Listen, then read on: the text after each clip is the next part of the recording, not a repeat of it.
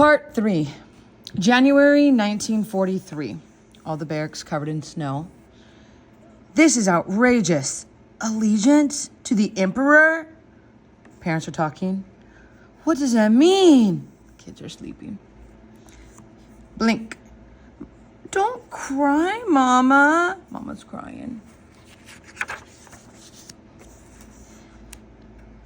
George. It's all right. Go back to sleep. Mama and I were talking about grown-up things.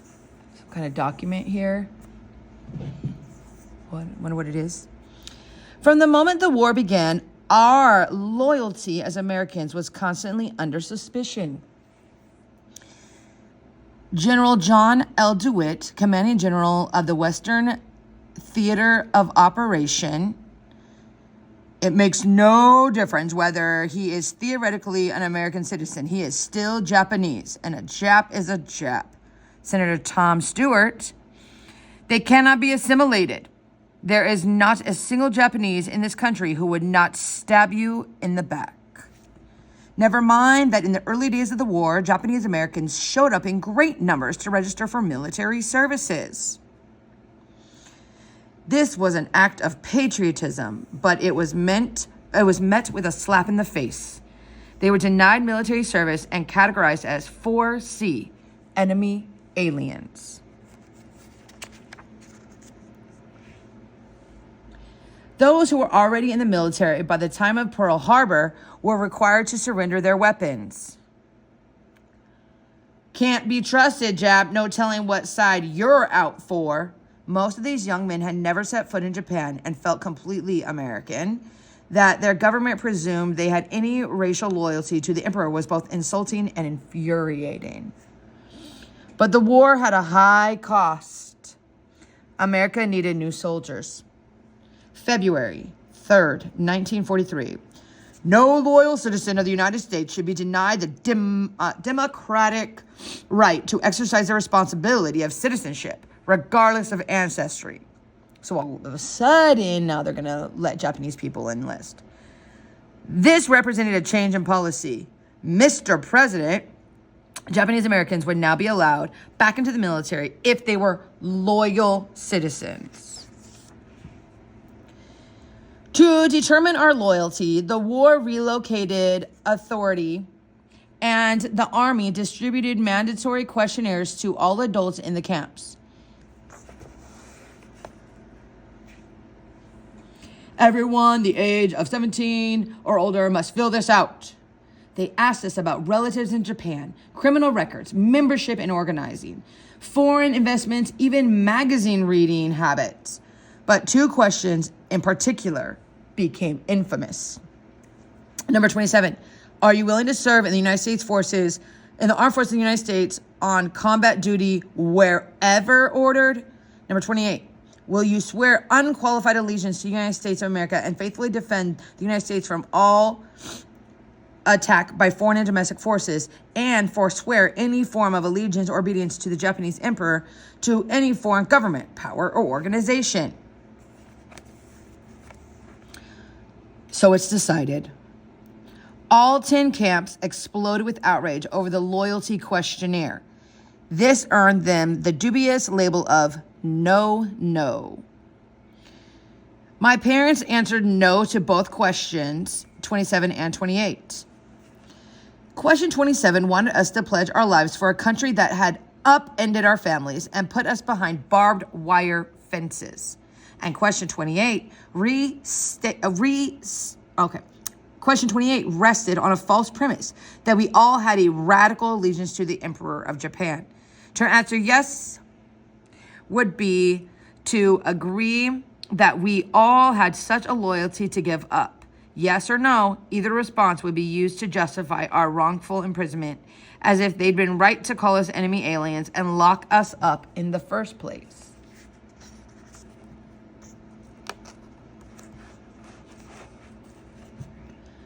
My father was raised in Japan, but was raised in America, but had been born in Japan.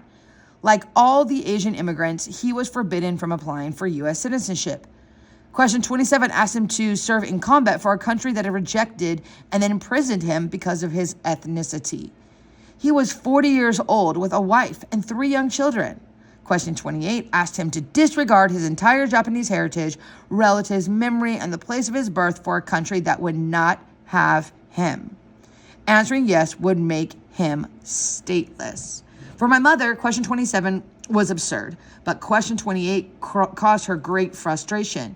She was an American-born citizen, and all her children were Americans. She had married a man her country rejected and now called an enemy alien. Her country took everything her family had, put them behind fences. This is not this in this hot Arkansas swamp. Now she was expected to put family second to a nation that had rejected them.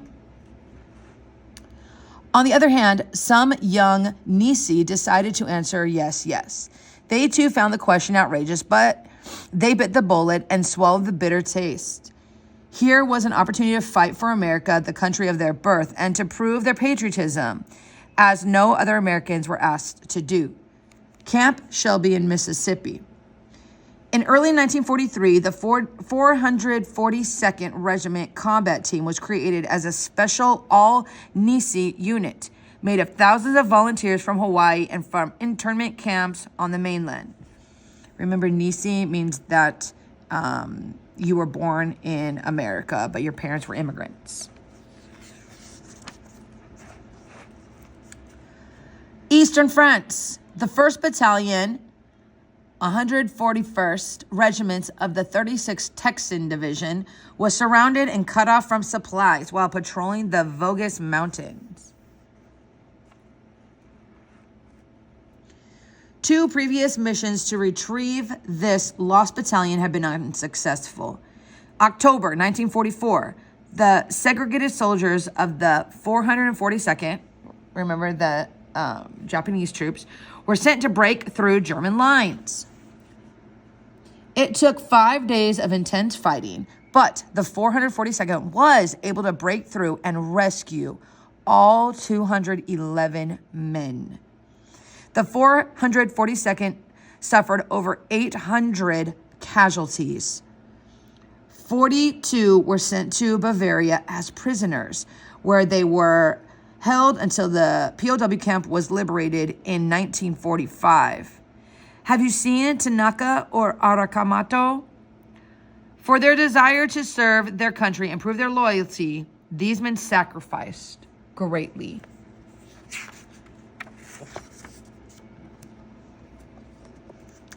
When the 442nd returned after the war, it was the most decorated unit of its size.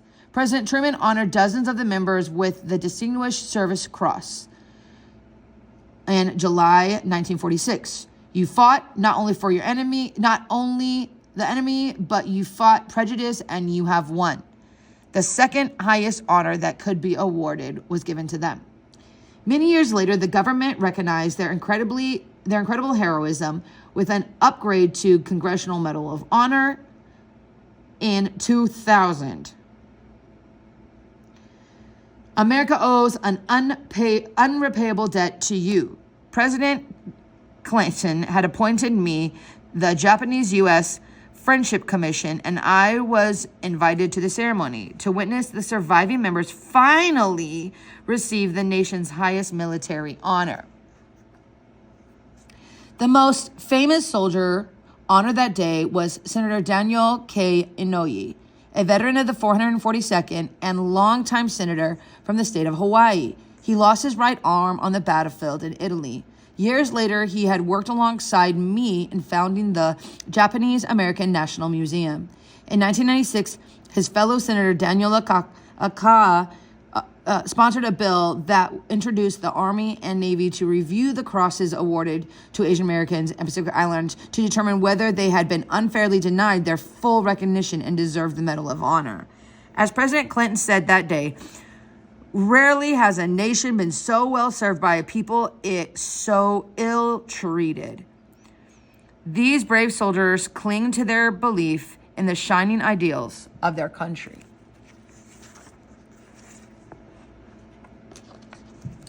Many other young men took a very different stance on the issue. I am willing to fight, but I will only fight as American. If I can sign up at my hometown draft board like any other American with my family free, I will gladly go. But I will not leave my family locked up behind barbed wire fences to go put on the same uniform as sentries in these towers. In 1944, dozens of these principled objectors were transferred to Leavenworth Federal Penitentiary in Kansas.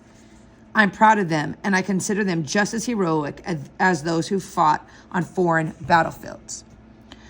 Though they responded in different ways, caring for their families, fighting on the battlefield, or serving for their principles, all these Japanese Americans showed incredible courage and heroism. They proved that being American is not just for some people. They all made different choices to demonstrate their patriotism to the country, even when it had rejected them. Doesn't fit. We will take what we can. On May 9th, 1944, 1 year and 7 months after arriving at Raur, we were being relocated again. That train will reach Tule Lake in about 5 days. People crying, hugging.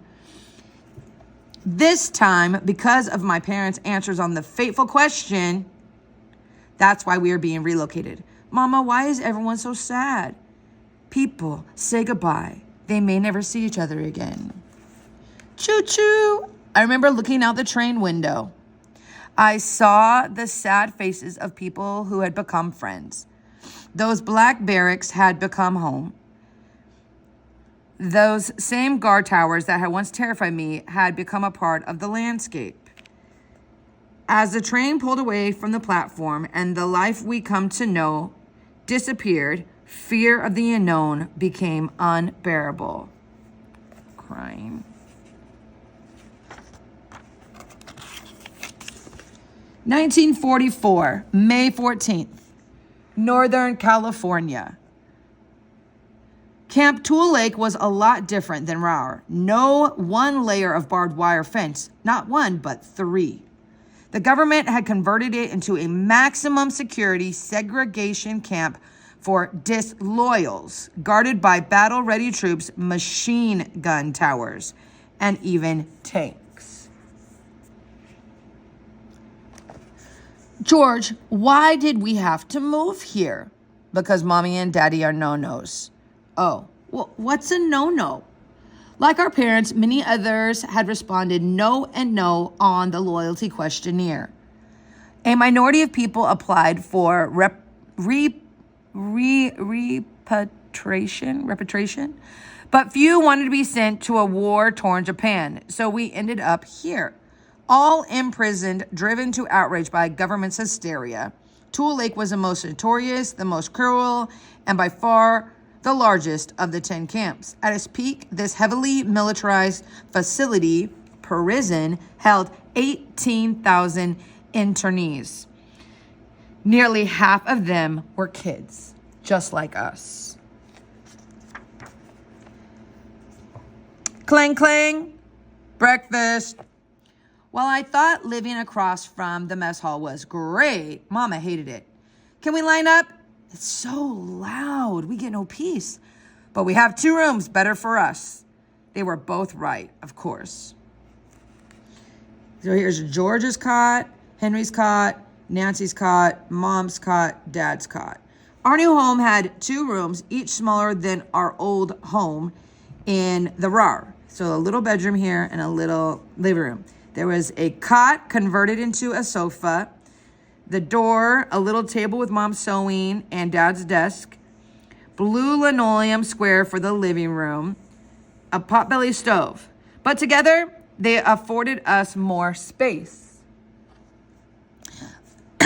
Oh, that stink is terrible. Splish. The noise got on Mom's nerves a great deal. She also complained bitterly about the smells that wafted over every night. Bam, bam. Daddy, I need to go. He's got to go potty. Look at him. Your brother can take you. George. Come on. Ouch. Don't pull so hard. They're running to go use the bathroom. We didn't make it in time. Oh no, his little brother peed his pants. See, The toilet is so far away now. There are trade-offs, Dad said. From then on, my mother collected coffee cans to keep in the bedroom, just in case. Why was I not made out of stone like thee? Being so close to the mess hall, I could get front row seats at movie nights. That movie was, I'm not a man, I'm not a beast. I'm about as shapeless as the man in the moon. It was there that I discovered the power of movies. I remember Charles Laughton in The Hunchback of Notre Dame most vividly. I empathized with this love-starved character whom people scorned. That movie was a transporting experience. Old Paris was fascinating. If one should fall in battle, his soul is honored. Other nights, the movies were Japanese and often missing the audio track.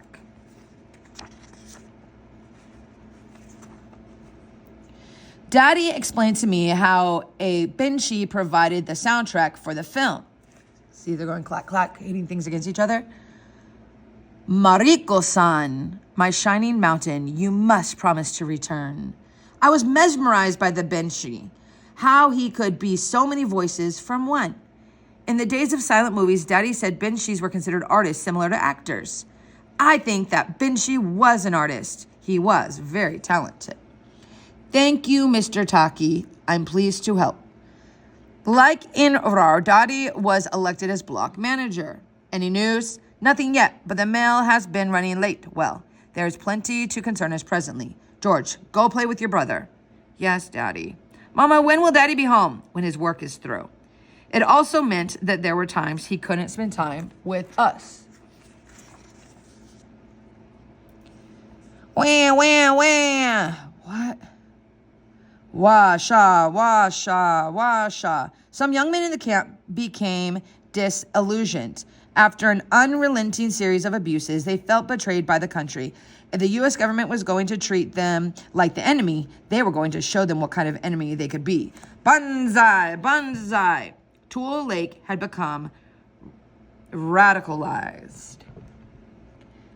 Washu, washu, washu. At least that's how the camp command viewed all of us there, as disloyal Japs.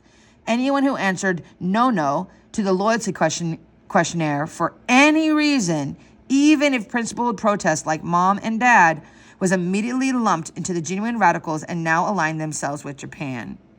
We have done nothing, Daddy! Barracks were raided in the middle of the night to arrest suspected radical leaders. More often than not, the guards got it wrong.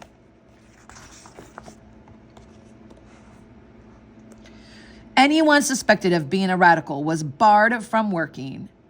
Everyone go home. You're dismissed from work for the day until further notice. Move. This resulted in the delay of food and fuel becoming more scarce, punishing everyone. To make matters worse, people began turning on their fellow internees. What makes you fit to work, huh? Looks like a bunch of informants to me. Go away before you get accused of being radical and I get accused too. Why don't you make lies? Why don't you make us, you and you? What did you call me? Nothing but a lowlife in you, all of you. Think you can lick the guards' boots and steal our jobs? Hostile words quickly erupted into violence throughout the camp. Stand down. Command cracked down even harder. You kids get inside. It's past curfew. Doesn't Inu mean dog in Japanese? Yes. Why did that man call the other man Inu? Daddy will know why. Daddy knows everything. He called him a dog because he's very upset. He believes the other man did something against our people to get special treatment. Did he? I can't know for sure, but that's how rumors start and turns neighbor against neighbor. It's better we don't guess about that sort of thing. Does that answer your question? I think so. What does keton mean? They were shouting that at the guards. Another word meant to hurt people. The guards didn't look hurt because they don't know what it means. What does it mean? It means hairy breed. White people are pretty hairy, huh? Just look at their arms. You still should never call anyone that. It is a bad word. Like Saka Beach? Exactly. Tensions between the guards and prisoners increased daily. No, get your hands off. Stop resisting. Go back to your homes indefinitely or join your radical friends in the stockade. Daddy, that man, we must hurry home, George. But he needs our help. We should. No time. Keep moving. Years later, the trauma of those experiences continued to haunt me. Most Japanese Americans from my parents' generation didn't like to talk about the internment camps with their children. As with many traumatic experiences, they were anguished by the memories and haunted by the shame for something that wasn't their fault. Shame is a crime. It's a cruel thing. Shame is a cruel thing. It should rest on the perpetrators, but they don't carry it the way we do. My father, on the other hand, talked about it all the time with me. Daddy, why did you take us to those camps? Why did you comply with something that was fundamentally wrong? You have to know what it was like back then. All the forces were against us. We were forced from our home at gunpoint. I had to consider you kids. But it was wrong, Dad. By going, you passively consented. Then what do you think I should have done?